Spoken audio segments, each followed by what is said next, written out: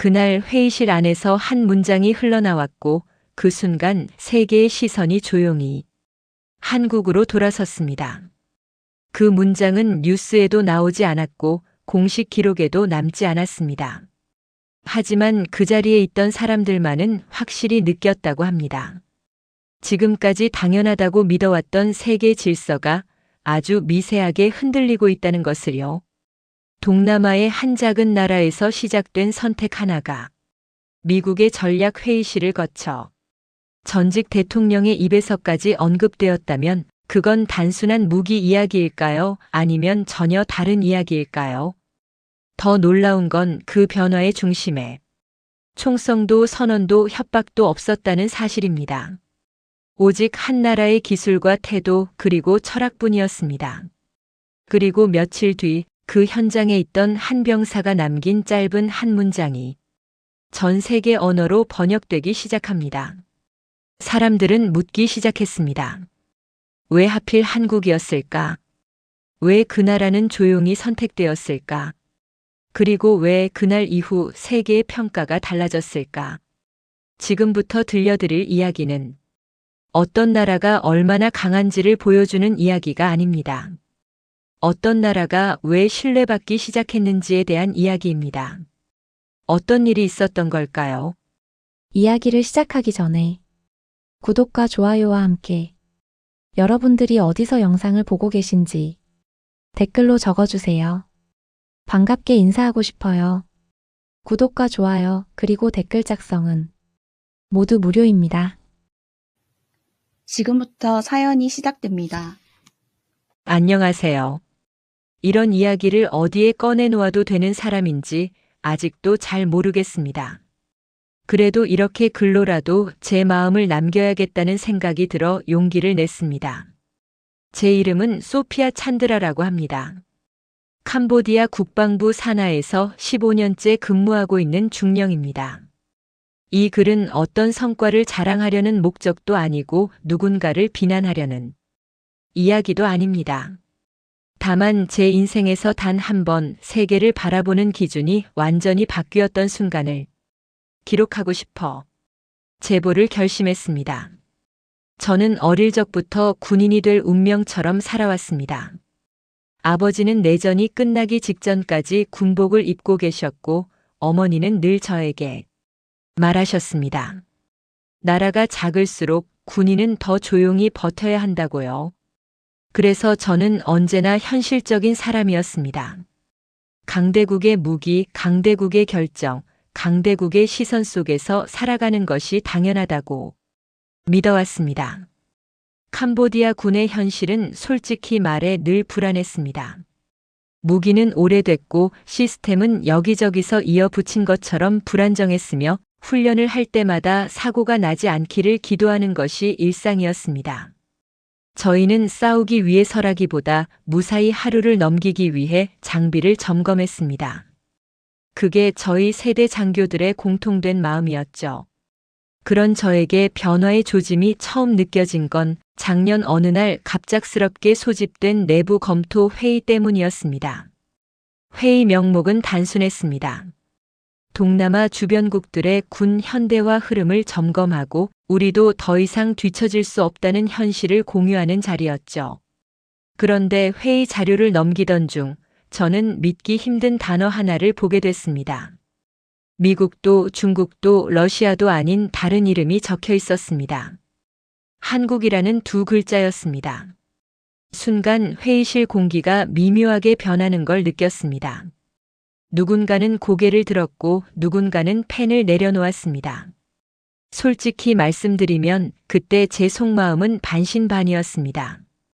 한국은 좋은 나라라는 인식은 있었지만 군사기술의 중심으로 떠올리는 사람은 거의 없었기 때문입니다.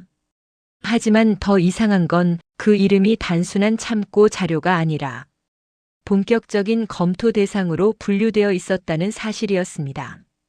저희 상관인 카위띠아 중장은 자료를 덮으며 이렇게 말했습니다. 이번 선택은 성능만 보는 문제가 아니라고요. 이건 우리가 어떤 나라와 손을 잡을 것인가의 문제라고요. 그 말이 이상하게 오래 남았습니다. 무기를 고르는 회의에서 철학이라는 단어가 나올 거라고는 상상하지 못했기 때문입니다.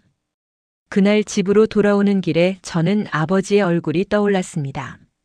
낡은 소총을 손질하며 아무 말 없이 밤을 새우던 모습 말입니다. 그때 처음으로 생각했습니다. 혹시 정말 다른 선택지가 존재하는 건 아닐까 하고요. 며칠 뒤 더 큰 파장이 저를 기다리고 있었습니다. 미국 쪽 정보 라인을 통해 전달된 비공식 메모 하나 때문이었습니다. 정식 문서도 아니고 서명도 없는 짧은 기록이었지만 그 안에 적힌 한 문장이 저를 멈춰 세웠습니다. 동남아의 판이 바뀌고 있다. 그리고 그 중심에 한국이 있다. 그 문장을 읽는 순간 저는 이 이야기가 단순히 우리 군의 장비 교체에 관한 문제가 아니라는 걸 직감했습니다. 어쩌면 이 선택 하나가 저희 같은 작은 나라가 세상을 바라보는 방식을 바꿀지도 모른다는 생각이 들었습니다. 그날 밤 저는 쉽게 잠들지 못했습니다. 창밖에서는 늘 들리던 도시의 소음이 그대로였는데 제 머릿속만 유난히 조용하지 않았습니다. 이 선택의 끝에는 무엇이 기다리고 있을까? 그리고 우리는 과연 그 끝을 감당할 준비가 되어 있을까? 그 질문이 이 이야기의 시작이었습니다. 그 다음 주부터 분위기는 눈에 띄게 달라졌습니다. 공식적으로는 여전히 검토 단계라고 했지만 회의 일정이 늘어났고 보안 등급이 한 단계 올라갔습니다.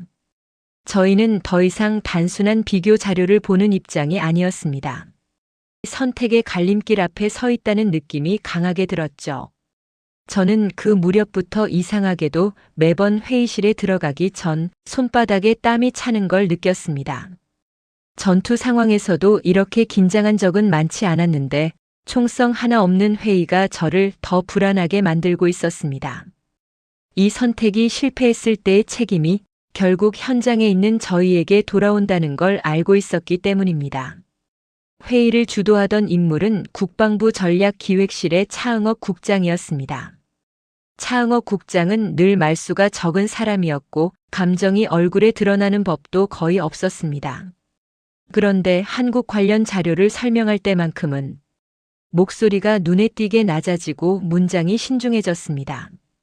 차 국장은 이렇게 말했습니다.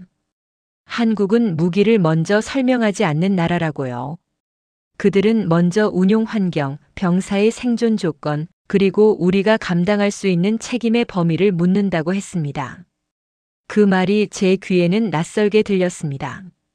보통은 성능표와 가격표가 먼저 나오기 마련이니까요. 며칠 뒤 저는 개인적으로 한 통의 전화를 받게 됩니다. 오래전 합동훈련에서 알게 된 미국 측 연락책 마이클 로웰이라는 인물이었습니다. 그는 평소에도 말을 아끼는 편이었는데 그날은 유난히 서두 없이 조심스럽게 이야기를 꺼냈습니다. 그는 최근 워싱턴에서 있었던 비공개 전략 회의를 언급했습니다. 동남아 무기 수출과 관련된 흐름을 점검하는 자리였다고 했습니다. 그 자리에서 한 전직 대통령이 아주 짧은 발언을 했다고 전해주었습니다. 공식 기록에도 남지 않았고 언론에 흘러갈 성격의 말도 아니었다고 했죠. 하지만 그 말이 회의실 공기를 바꿨다고 했습니다. 동남아에서 가장 조용하지만 확실하게 영향력을 넓히는 나라, 그게 한국이라는 평가였다고요. 마이클은 그 이야기를 전하며 이건 참고로만 알아두라며 말을 흐렸습니다. 하지만 그의 목소리에는 분명한 무게가 실려 있었습니다. 전화를 끊고 난 뒤 저는 한동안 자리에 앉아 움직이지 못했습니다. 그동안 저희는 늘 선택받는 입장이 아니었습니다. 강대국의 결정에 따라 줄을 서거나 현실적인 한계 속에서 차선을 고르는 쪽이었죠. 그런데 처음으로 누군가가 저희 선택을 주의 깊게 보고 있다는 느낌이 들었습니다. 그 즈음부터 제 마음속에서는 기대와 두려움이 동시에 자라기 시작했습니다. 한국이 정말 우리가 감당할 수 있는 선택일까? 기술적으로 훌륭한 건 둘째치고 혹시 너무 큰 변화를 불러오는 건 아닐까 하는 생각이 들었습니다. 작은 나라에게 변화는 늘 기회이자 위험이었으니까요. 그러던 중 한국 측에서 현지 시연과 훈련 제안을 공식적으로 전달해 왔습니다. 단순한 장비 전시가 아니라 실제 운용 환경에서의 검증을 원한다는 내용이었습니다. 그 제안서를 읽는 순간 저는 묘한 확신과 함께 긴장감을 느꼈습니다. 말로만 설명하는 나라가 아니라는 느낌이 들었기 때문입니다. 상관인 카위띠아 중장은 그날 회의 말미에 이렇게 정리했습니다. 이번 결정은 편한 선택이 아닐 거라고요. 하지만 누군가는 처음으로 발을 내딛어야 한다고 했습니다. 그리고 그 책임은 현장에 있는 우리가 함께 지게 될 거라고요. 회의가 끝난 뒤 저는 혼자 남아 자료를 다시 넘겨보았습니다. 표와 수치 사이사이에 적힌 문장들이 눈에 들어왔습니다. 병사 보호, 운용 지속성, 현지 대응. 그 단어들은 이상하게도 군사 문서라기보다 사람의 삶을 다루는 보고서처럼 느껴졌습니다. 그날 밤 저는 아버지가 생전에 하셨던 말을 다시 떠올렸습니다. 총이 아니라 사람을 먼저 생각하는 군대가 진짜 강한 군대라는 말이었습니다. 그 말이 왜 지금 이 순간에 떠올랐는지 그때는 아직 알지 못했습니다. 하지만 분명한 건 이 선택이 저희 인생과 이 나라의 방향을 바꾸게 될지도 모른다는 사실이었습니다. 그리고 그 중심에 한국이라는 이름이 조용히 자리 잡고 있었습니다. 한국 측의 현지 시연 일정이 확정되자 저희 부대 전체가 눈에 띄게 분주해졌습니다. 공식 일정표에는 단순히 기술 검증과 운용 테스트라고 적혀 있었지만 실제로는 그보다 훨씬 무거운 의미를 가진 자리라는 걸 현장에 있는 모두가 알고 있었습니다. 저는 이번 시연의 실무 책임자 중 한 명으로 지정되었습니다. 이름이 명단에 올라간 걸 확인했을 때 기대보다 먼저 부담이 밀려왔습니다. 혹시라도 문제가 생기면 그 책임이 고스란히 저에게 돌아올 것이 분명했기 때문입니다. 시연 전날 밤 저는 기지 안 숙소에서 거의 잠을 이루지 못했습니다. 에어컨 소음, 경비병의 발소리, 멀리서 들려오는 차량 소리까지 평소에는 아무렇지 않던 모든 소리가 예민하게 느껴졌습니다. 이상하게도 무기 성능보다는 그걸 운용하게 될 병사들의 얼굴이 자꾸 떠올랐습니다. 내일 이 자리에 서게 될 젊은 병사들 말입니다. 다음 날 아침 해가 완전히 뜨기도 전에 한국 측 기술진이 도착했습니다. 선두에 서 있던 사람은 김도윤이라는 이름의 책임 엔지니어였습니다. 나이는 저보다 조금 젊어 보였지만 말투와 눈빛은 지나치게 차분했습니다. 처음 인사를 나누는 자리에서 그는 성능 이야기를 꺼내지 않았습니다. 대신 이렇게 물었습니다. 이 장비를 누가 가장 많이 만지게 되느냐고요. 그리고 그 병사들은 하루에 몇 시간을 장비와 함께 보내느냐고요. 그 질문을 듣는 순간 저는 잠시 대답을 망설였습니다. 그동안 그런 질문을 받아본 적이 거의 없었기 때문입니다. 훈련은 오전부터 시작되었습니다. 사격, 이동, 통신, 통합 운용까지 계획된 모든 과정이 차례대로 진행됐습니다. 저는 일부러 표정을 숨긴 채 수첩에 메모만 하며 현장을 지켜봤습니다. 솔직히 말씀드리면 처음 몇 시간 동안은 기대보다 불안이 더 컸습니다. 그런데 시간이 지날수록 현장의 분위기가 조금씩 달라지기 시작했습니다. 병사들의 움직임이 눈에 띄게 안정됐고 지휘 명령이 전달되는 속도도 빨라졌습니다. 무엇보다 놀라웠던 건 병사들 얼굴에 나타난 변화였습니다. 긴장 대신 집중이 자리 잡고 있었습니다. 점심 무렵 예상하지 못한 상황이 발생했습니다. 통신 장비 일부에서 오류 경고가 뜬 것입니다. 순간 지휘선이 멈췄고 주변 공기가 얼어붙는 듯 했습니다. 예전 같았으면 훈련이 즉시 중단됐을 상황이었습니다. 그때 김도윤 책임 엔지니어가 현장으로 뛰어들어왔습니다. 그는 병사에게 먼저 장비에서 손을 떼라고 말한 뒤 시스템을 직접 확인했습니다. 몇 분간의 점검 끝에 백업 체계가 자동으로 전환됐다는 설명이 이어졌습니다. 훈련은 중단되지 않았고 병사 한 명도 위험에 노출되지 않았습니다. 그 장면을 보며 제 손이 미세하게 떨리고 있다는 걸 느꼈습니다. 무기가 작동한 것이 아니라 사람을 지켜냈다는 사실 때문이었습니다. 그 순간 저는 이 시연이 단순한 기술 검증이 아니라는 걸 확실히 깨달았습니다. 훈련이 끝난 뒤 저는 김도윤 엔지니어에게 조심스럽게 물었습니다. 왜 이렇게까지 안전을 우선하느냐고요? 그는 잠시 생각하더니 이렇게 답했습니다. 이 장비를 쓰는 사람이 누군가의 가족일 거라고 생각하면 다르게 만들 수 없다고요. 그 말은 군인으로서 수없이 들어온 명령보다 제 가슴을 더 세게 울렸습니다. 그날 저녁 병사들 사이에서는 조용한 변화가 시작되고 있었습니다. 누구도 크게 말하지 않았지만 모두가 느끼고 있었습니다. 오늘의 훈련은 이전과 달랐다는 것을요. 그날 밤 저는 숙소로 돌아와 아무에게도 보내지 않을 메모 하나를 남겼습니다.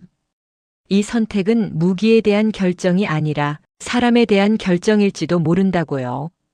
그리고 이 결정이 아직은 보이지 않는 더 큰 파문을 불러올 것이라는 예감이 제 마음속에서 점점 선명해지고 있었습니다. 훈련이 끝난 뒤에도 기지 안 공기는 쉽게 가라앉지 않았습니다. 병사들은 장비를 정리하면서도 평소보다 말수가 적었고 간부들 역시 각자 생각에 잠긴 얼굴로 흩어졌습니다. 무언가 분명히 달라졌다는 사실만은 굳이 말하지 않아도 모두가 느끼고 있었습니다. 그날 저녁 저는 국방부로부터 호출을 받았습니다. 단순한 훈련 결과 보고가 아니라 즉시 정리된 1차 평가를 공유하자는 요청이었습니다. 회의실에 들어서자 이미 몇몇 고위 간부들이 자리에 앉아 있었습니다. 그 표정들은 기대와 경계가 섞인 아주 미묘한 상태였습니다. 보고는 차응업 국장이 직접 맡았습니다. 그는 수치와 그래프를 차분히 설명했지만 정작 모두의 시선이 머문 건 마지막 장에 적힌 짧은 문장이었습니다. 병사 안전 관련 사고 제로, 현장 대응 시간 단축, 운용자 스트레스 지수 감소, 군 내부 문서에서 보기 드문 표현들이었습니다. 저는 그 문장을 보는 순간 이 결과가 단순한 내부 참고 자료로 끝나지 않으리라는 걸 직감했습니다. 실제로 회의가 끝나자마자 보안 등급이 한 단계 더 올라갔고 관련 자료는 외부 반출 금지로 분류됐습니다. 며칠 뒤 제가 담당하던 업무와는 별개로 이상한 움직임이 감지되기 시작했습니다. 해외 방산 포럼, 국제 군사 분석 채널, 심지어 외교 전문 매체까지 캄보디아의 군 현대화 방향을 조심스럽게 언급하기 시작한 겁니다. 아직 한국이라는 이름을 직접 거론하지는 않았지만 분명 저희를 향한 질문들이 늘어나고 있었습니다. 그 무렵 다시 한 통의 전화가 걸려왔습니다. 이번에도 마이클 로웰이었습니다. 그는 평소보다 더 낮은 목소리로 말했습니다. 워싱턴에서 작성 중인 대통령 보고서 초안에 캄보디아 사례가 포함될 가능성이 높아졌다고요. 그리고 그 안에는 한국 시스템이 중요한 변수로 언급되고 있다고 했습니다. 저는 전화를 끊고 한참을 서 있었습니다. 그동안 저희 국가는 세계 전략 문서에서 한 줄 언급되기도 힘든 위치에 있었습니다. 그런데 이제 누군가가 저희 선택의 이유를 분석하고 있다는 사실이 믿기지 않았습니다. 며칠 후 그 소문은 사실이 되었습니다. 미국 행정부 내부 보고 자료 일부가 동맹국 정보 라인을 통해 간접적으로 공유된 겁니다. 거기에는 분명히 적혀 있었습니다. 캄보디아 군 현대화 과정에서 한국식 통합 운용 체계가 지역 안정성에 긍정적인 영향을 미칠 수 있다는 평가가요. 그 문장을 읽는 순간 저는 묘한 감정을 느꼈습니다. 자부심과 동시에 두려움이었습니다. 이제 이 선택은 우리만의 문제가 아니게 되었기 때문입니다. 우리가 한 결정 하나가 다른 나라들의 계산식 속에 들어가기 시작한 겁니다. 기지로 돌아오는 길, 저는 훈련장에서 만났던 병사들의 얼굴을 떠올렸습니다. 그들이 느꼈던 안정감과 집중이 이렇게 멀리까지 파문을 일으킬 줄은 솔직히 상상하지 못했습니다. 무기는 여전히 같은 무기였지만 그 의미는 이미 달라져 있었습니다. 그날 밤 저는 개인 기록장에 이렇게 적었습니다. 조용히 선택한 한 나라의 기술이 이토록 큰 소리를 낼 줄은 몰랐다고요. 그리고 이제 이 이야기는 더 이상 현장에만 머물지 않을 것 같다는 예감이 점점 확실해지고 있었습니다. 미국 쪽에서 작성 중이라는 보고서 이야기가 퍼진 이후 저희 내부 분위기는 이전과 확연히 달라졌습니다. 회의실에서는 더 이상 가벼운 농담이 오가지 않았고 누구도 쉽게 의견을 내지 않았습니다. 말 한마디, 표현 하나가 국가의 방향을 암시하는 신호처럼 받아들여졌기 때문입니다. 저는 그 시기에 유난히 보고서를 많이 읽었습니다. 한국 방산 시스템 관련 자료뿐 아니라 주변국들의 선택 사례, 그리고 실패로 기록된 과거 결정들까지 다시 살폈습니다. 혹시라도 놓친 위험 요소가 있는 건 아닐까, 저 혼자라도 미리 알아야 한다는 생각이 들었습니다. 그러던 어느 날 국방부 전략기획실에서 비공개 소규모 간담회가 열렸습니다. 참석자는 10명도 채 되지 않았고 모두가 각자의 자리에서 쉽게 이름이 거론되는 사람들이었습니다. 저 역시 그중 한 명으로 불려갔습니다. 그 자리에서 차응업 국장은 지금까지 공개되지 않았던 이야기를 꺼냈습니다. 한국 측과의 협의 과정에서 그들이 가장 강하게 요구한 조건이 무엇이었는지 아느냐고요. 모두가 성능이나 가격을 예상했지만 답은 전혀 다른 것이었습니다. 현지 운용 인력에 대한 장기 교육과 사고 발생 시 책임 공유 체계, 그리고 계약 이후에도 기술진이 철수하지 않는 구조였습니다. 그 말을 듣는 순간 회의실 안에 묘한 침묵이 흘렀습니다. 누군가는 속으로 계산하고 있었고 누군가는 부담을 떠올리고 있었을 겁니다. 저 역시 마찬가지였습니다. 그건 편리한 조건이 아니었고 단기 성과만 바라보는 선택도 아니었기 때문입니다. 하지만 동시에 그 조건이 왜 중요한지도 이해가 됐습니다. 간담회가 끝난 뒤 저는 혼자 복도를 걸으며 이 선택이 우리에게 어떤 의미인지 다시 생각했습니다. 그동안 우리는 늘 도움을 받는 입장이었고 책임은 외부에 있는 구조에 익숙했습니다. 그런데 한국은 처음부터 책임을 나누자는 나라였습니다. 그 점이 가장 낯설면서도 두려웠습니다. 그 무렵 해외 군사 전문 포럼에서 익명의 분석 글 하나가 주목을 받기 시작했습니다. 글의 핵심은 단순했습니다. 캄보디아가 선택하려는 방향은 무기 수입이 아니라 운용 철학의 전환이라는 평가였습니다. 그 글은 빠르게 공유되며 여러 언어로 번역되었습니다. 저는 그 글을 몇 번이나 다시 읽었습니다. 누군가는 이미 저희보다 앞서 이 변화의 본질을 보고 있었습니다. 그리고 그 시선이 점점 더 많아지고 있다는 사실이 솔직히 두려웠습니다. 기대가 커질수록 실패의 무게도 함께 커지기 때문입니다. 며칠 뒤 한국 측에서 추가적인 협의 요청이 도착했습니다. 이번에는 기술 설명이 아니라 운용 인력들과의 직접 대화를 원한다는 내용이었습니다. 병사들과 이야기하고 싶다는 요구였습니다. 그 요청을 읽는 순간 저는 잠시 문서를 내려놓고 창밖을 바라봤습니다. 병사들의 얼굴이 다시 떠올랐습니다. 훈련장에서 보았던 조금은 안도한 표정들 말입니다. 이 선택이 옳았는지 아닌지는 보고서나 회의실이 아니라 결국 그 얼굴들이 증명하게 될 거라는 생각이 들었습니다. 그날 밤 저는 아내에게 아주 짧은 메시지를 보냈습니다. 요즘 일이 많이 무겁다고요.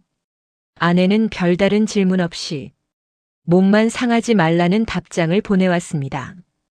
그 문장을 읽으며 이 결정이 저만의 일이 아니라는 사실을 다시 한번 실감했습니다. 이제는 되돌아갈 수 없다는 느낌이 들었습니다. 세계가 보고 있었고 저희 스스로도 이 선택을 끝까지 확인해야 하는 단계에 들어섰습니다. 그리고 그 확인은 곧 예상하지 못한 방식으로 다가오게 될 것이었습니다. 한국 측과의 추가 협의는 제가 예상했던 것과 전혀 다른 방식으로 진행됐습니다. 회의실에는 성능표도 장비 도면도 없었습니다. 대신 둥근 테이블과 의자 몇 개, 그리고 통역을 맡은 직원 한 명이 전부였습니다. 그 자리에 초대된 사람들은 고위 간부가 아니라 현장 운용 인력이었습니다. 정비병, 통신병, 운용 담당 하사들. 평소라면 이런 자리에 설 기회조차 없던 인원들이었죠. 저는 그 장면을 보며 이미 무언가가 달라졌다는 걸 느꼈습니다. 한국 측 대표로 나온 사람은 이전에 만났던 김도윤 책임 엔지니어였습니다. 그는 먼저 자신을 소개한 뒤 병사 한 명 한 명에게 질문을 던지기 시작했습니다. 어떤 상황이 가장 두렵냐고요? 훈련 중 가장 긴장되는 순간이 언제냐고요?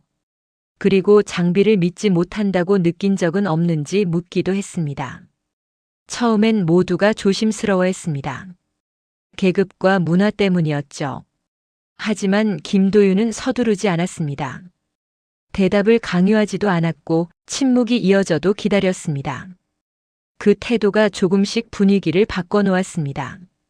마침내 한 통신병이 입을 열었습니다. 훈련 중 통신이 끊길 때가 가장 무섭다고 했습니다. 그 순간엔 명령도 지원도 사라진 느낌이 든다고요.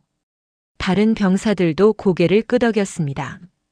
그제야 김도윤은 조용히 노트를 꺼내 그 말을 적었습니다. 회의는 2시간 넘게 이어졌습니다. 그 시간 동안 한국 측은 단 한 번도 자신들의 기술을 자랑하지 않았습니다. 오히려 계속해서 들었습니다.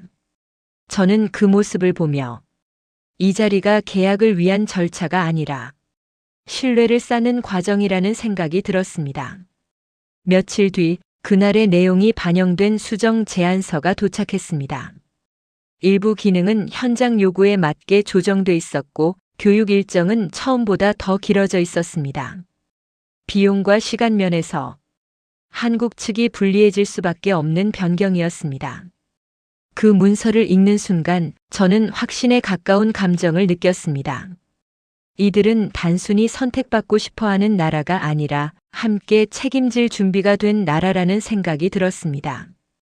그 무렵 해외 언론 몇 곳에서 캄보디아의 군 현대화 방향을 다루기 시작했습니다. 여전히 조심스러운 톤이었지만 기사 속에는 공통된 문장이 있었습니다. 왜 캄보디아는 한국을 택했는가? 그 질문이 반복되고 있었습니다.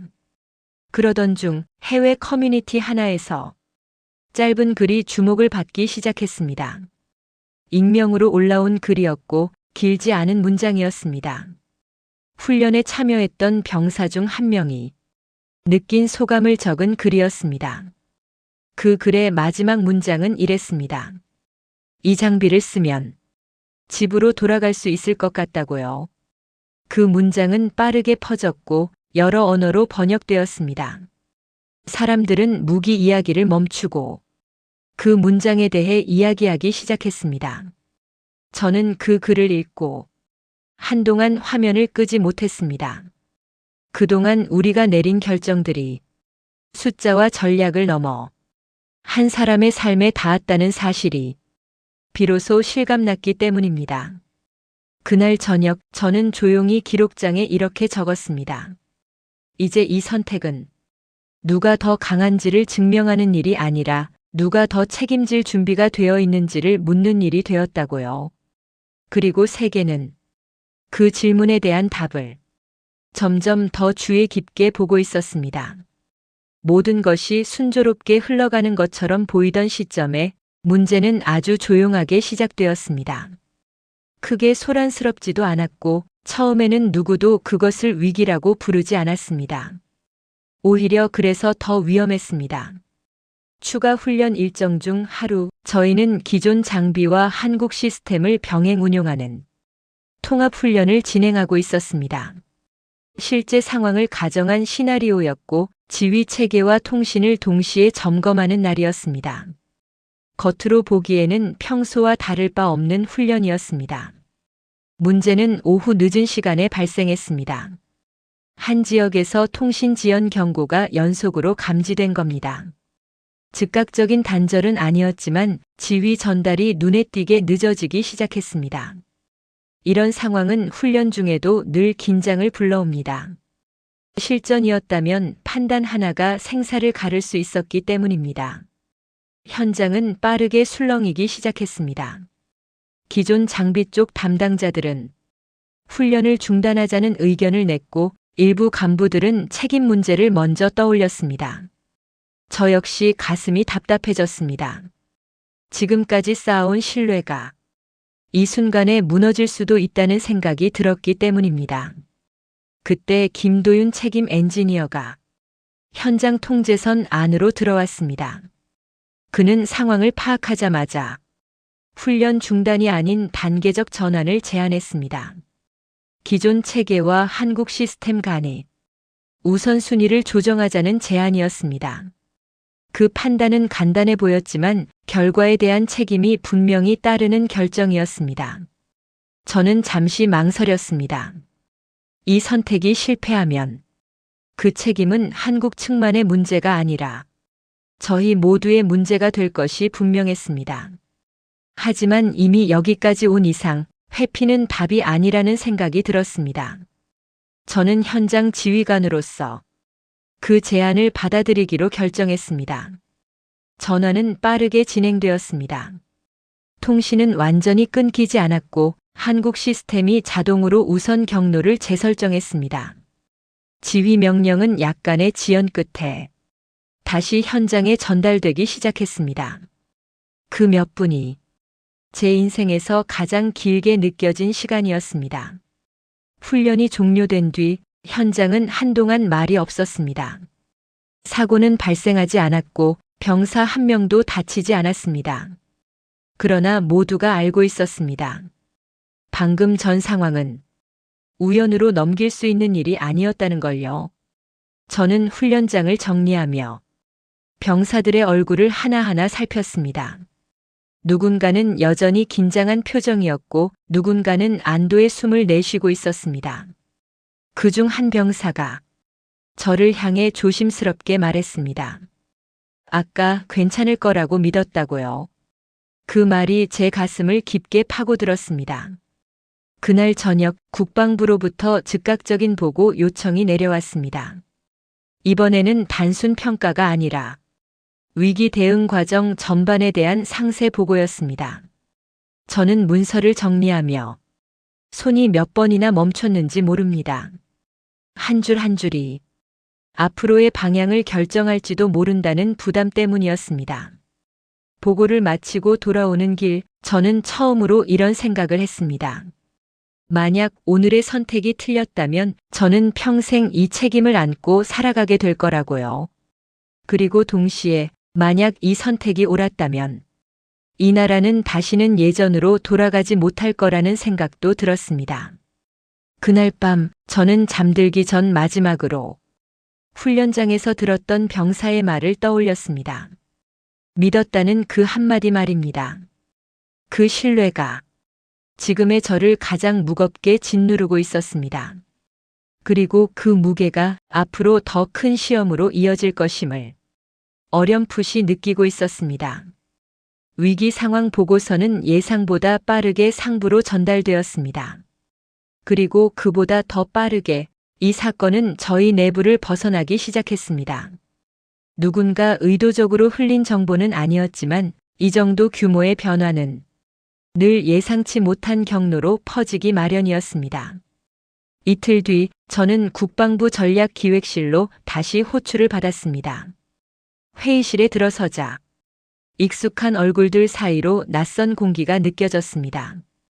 회의 자료에는 통합훈련 중 발생한 통신 전환 상황이 세부적으로 정리되어 있었습니다.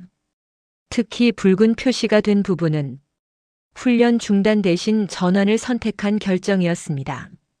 차응옥 국장은 그 선택이 왜 내려졌는지를 조목조목 설명해달라고 요청했습니다.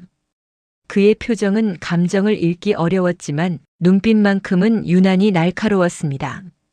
저는 숨을 고르고 그 순간의 판단 과정을 그대로 말했습니다. 책임을 피하기 위한 선택이 아니라 병사를 우선한 결정이었다고요. 회의실은 잠시 조용해졌습니다. 누군가는 고개를 끄덕였고 누군가는 기록에만 집중했습니다. 그 침묵 속에서 저는 처음으로 이 선택이 찬반의 문제가 아니라 가치의 문제로 다뤄지고 있다는 걸 느꼈습니다. 그날 오후 저희에게 전달된 또 하나의 소식이 있었습니다. 미국 쪽 분석 라인에서 캄보디아의 최근 훈련 사례를 정밀 검토 대상으로 삼았다는 내용이었습니다. 특히 통신 전환 과정과 현장 지휘 유지 여부가 주요 분석 포인트로 올라갔다고 했습니다. 저는 그 말을 듣는 순간 머릿속이 복잡해졌습니다. 이제는 결과만으로 평가받는 단계가 아니라 과정 하나하나가 국제적 해석의 대상이 되고 있었기 때문입니다. 조금의 실수도 의도와 상관없이 왜곡될 수 있는 상황이었습니다. 그 무렵 해외 군사 전문 채널 하나에서 짧은 분석 영상이 올라왔다는 소식을 들었습니다. 영상의 주제는 단순했습니다. 동남아에서 조용히 벌어지고 있는 군 운용 철학의 변화, 그리고 그 변화의 중심에 한국식 시스템이 있다는 내용이었습니다. 저는 그 영상을 끝까지 보지 못했습니다. 익숙한 장면들이 화면에 스쳐 지나갈 때마다 마치 제 결정들이 전 세계에 공개된 것 같은 기분이 들었기 때문입니다. 그날 이후로 잠자리에 들 때마다 훈련 당시의 몇 분이 반복해서 떠올랐습니다. 한국 측 역시 이 상황을 가볍게 여기지 않았습니다. 김도윤 책임 엔지니어는 별도의 보고서를 준비해 저희에게 전달했습니다. 그 문서에는 이번 전환이 우연이 아니라 설계 단계에서부터 고려된 시나리오였다는 점이 차분하게 정리되어 있었습니다. 그는 개인적으로 저에게 말했습니다.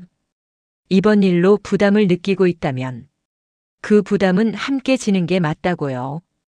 그 말은 위로처럼 들리면서도 동시에 더 큰 책임을 안겨주는 말이었습니다. 혼자가 아니라는 사실이 이렇게 무겁게 느껴진 적은 없었습니다.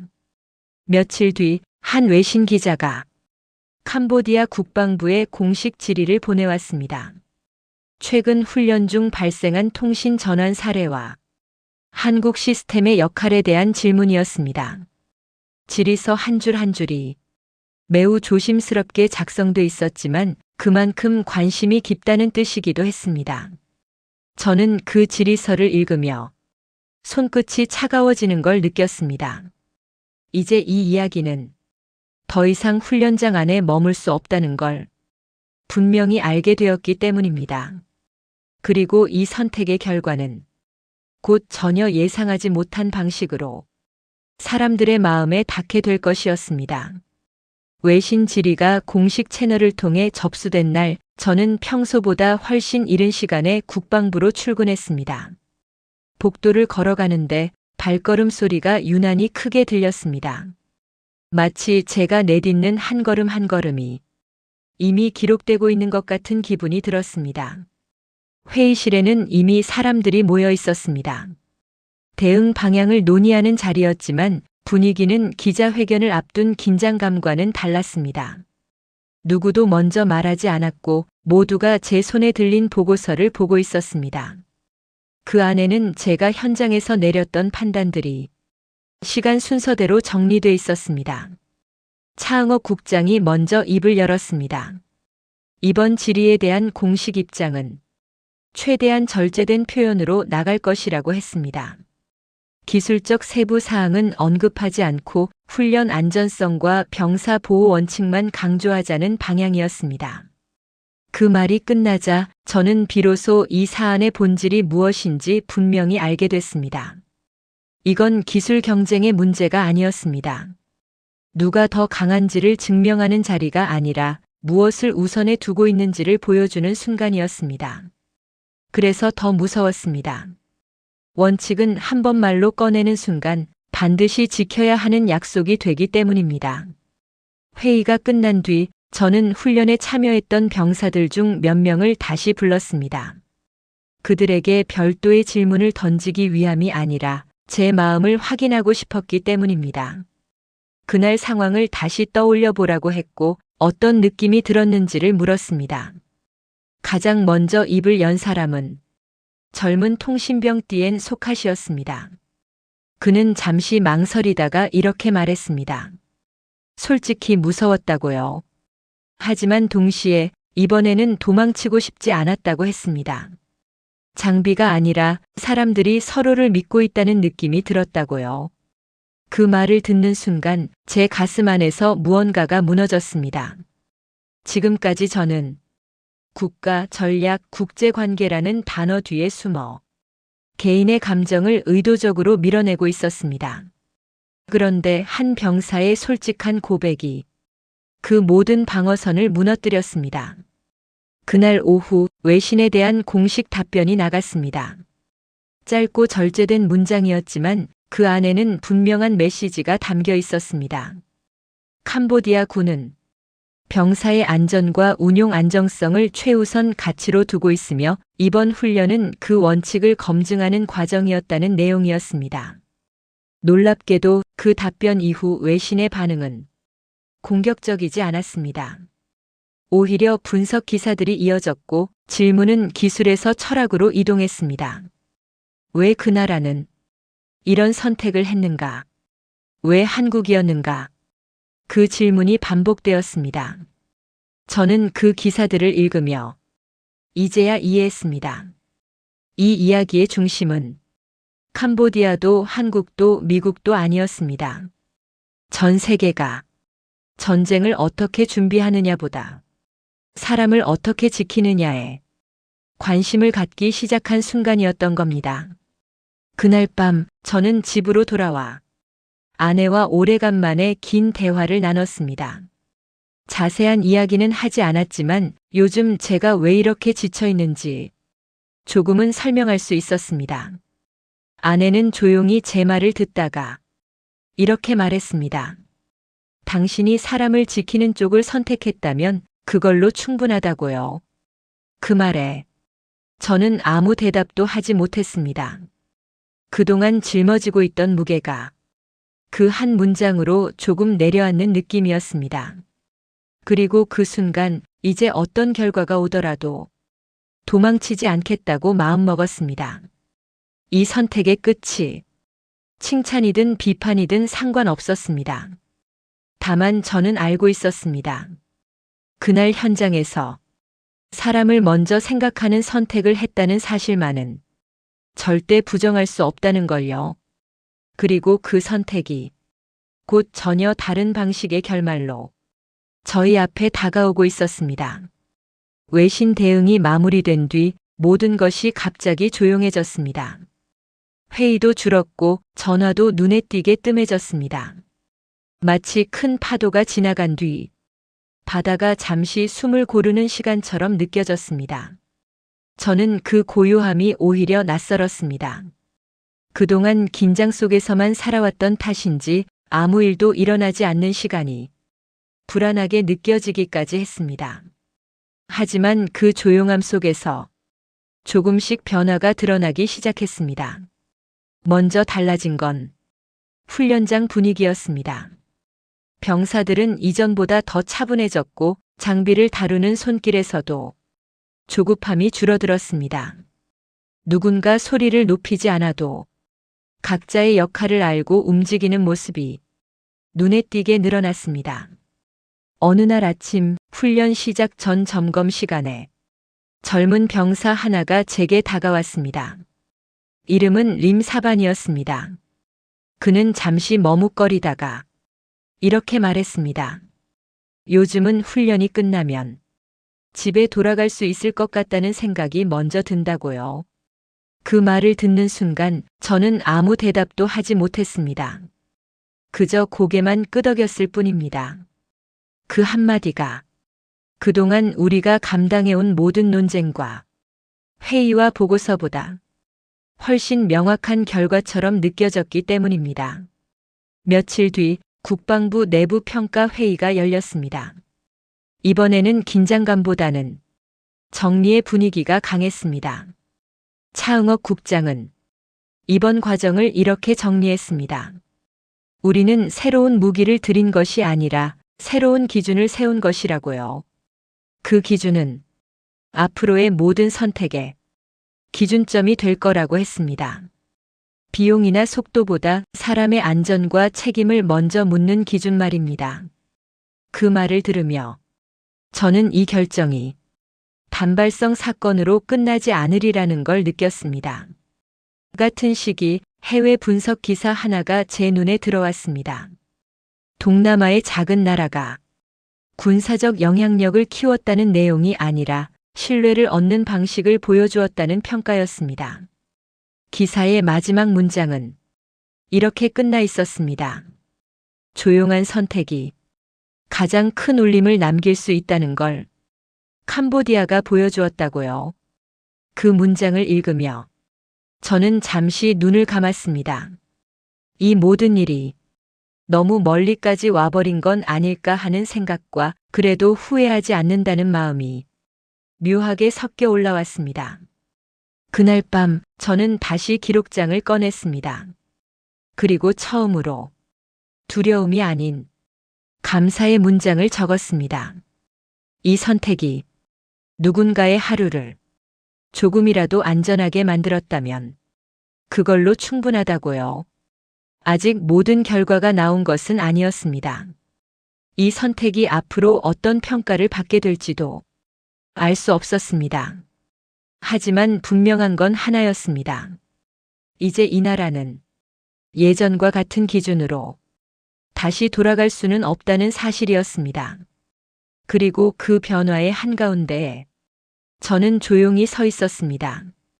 시간은 생각보다 빠르게 흘렀습니다. 며칠이 몇 주가 되었고 몇 주는 어느새 몇 달로 이어졌습니다. 처음에는 모든 것이 특별하게 느껴졌지만 어느 순간부터는 그 변화가 일상이 되어가고 있었습니다. 훈련 일정은 더 촘촘해졌지만 이상하게도 병사들의 표정은 이전보다 밝아졌습니다. 힘들지 않아서가 아니라 무엇을 위해 훈련하는지 분명해졌기 때문이라고 저는 느꼈습니다. 막연한 불안 대신 이해와 신뢰가 자리 잡고 있었습니다. 어느 날 새로 배치된 신병 교육을 참관하게 되었습니다. 젊은 교관이 장비를 설명하며 이렇게 말하는 걸 들었습니다. 이 시스템은 여러분이 무사히 돌아오기 위해 만들어졌다고요. 그 말을 듣는 순간 저는 발걸음을 멈췄습니다. 예전에는 상상도 할 수 없는 설명 방식이었습니다. 장비는 임무 수행을 위한 수단으로만 설명됐지 사람의 귀환을 전제로 이야기되지는 않았습니다.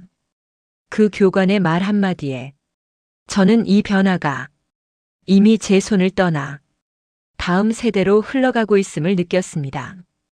개인적으로도 변화가 있었습니다. 저는 더 이상 모든 결정을 혼자 짊어지려 하지 않게 되었습니다.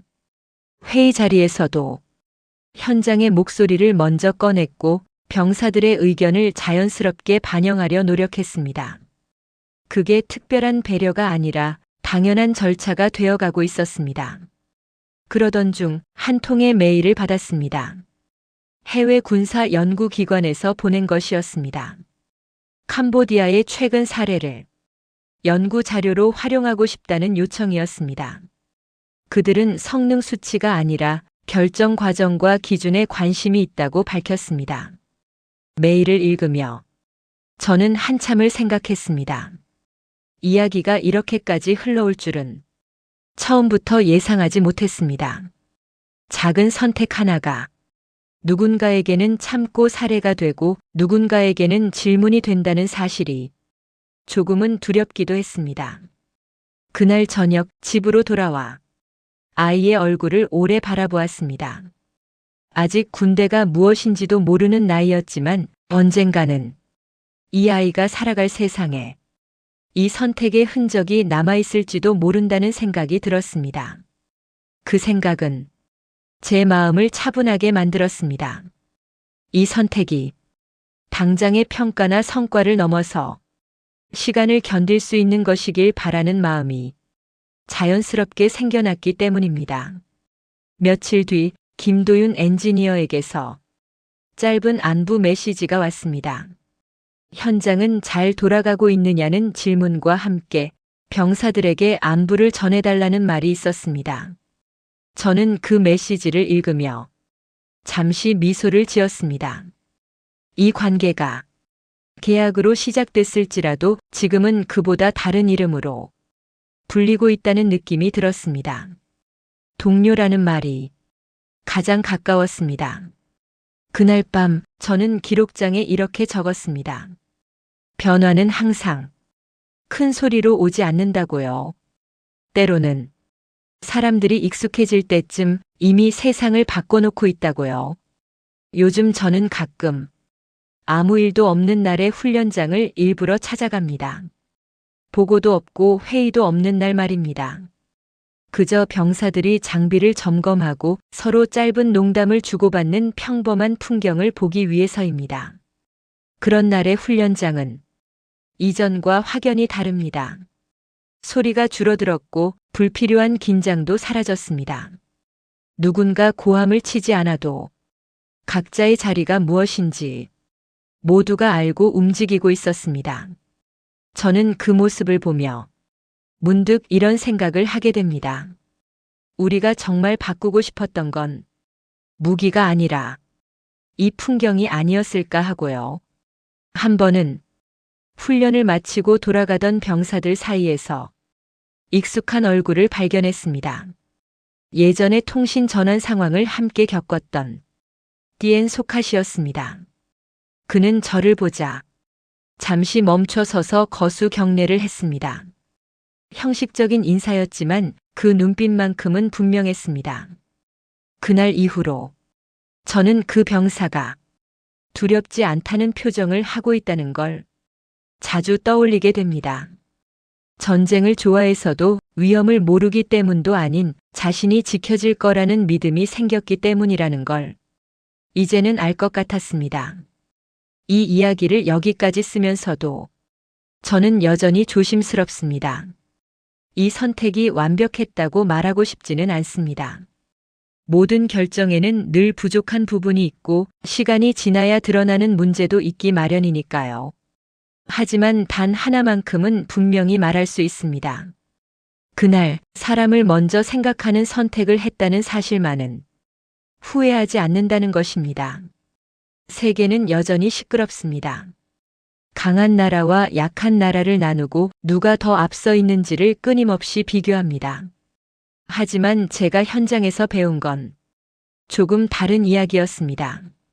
진짜 힘은 소리를 내지 않아도 전해진다는 사실이었습니다. 누군가는 캄보디아가 한국을 선택했다고 말합니다. 하지만 제 마음속에서는 조금 다른 문장이 남아 있습니다. 우리는 사람을 지키겠다는 기준을 선택했다고요. 이 글을 읽는 분들께 이 이야기가 얼마나 크게 다가갈지는 모르겠습니다. 다만 이 사연이 어딘가에서 같은 고민을 하는 누군가에게 조금의 용기가 되기를 바랍니다. 결정의 순간에 무엇을 먼저 지켜야 할지 떠올릴 수 있도록 말입니다. 저는 오늘도 훈련장 끝에서 잠시 발걸음을 멈춥니다. 그리고 병사들이 무사히 돌아가는 모습을 바라봅니다. 그 평범한 장면이 이 선택이 남긴 가장 큰 결과라고 조용히 믿어보면서요. 오늘의 사연은 여기까지입니다.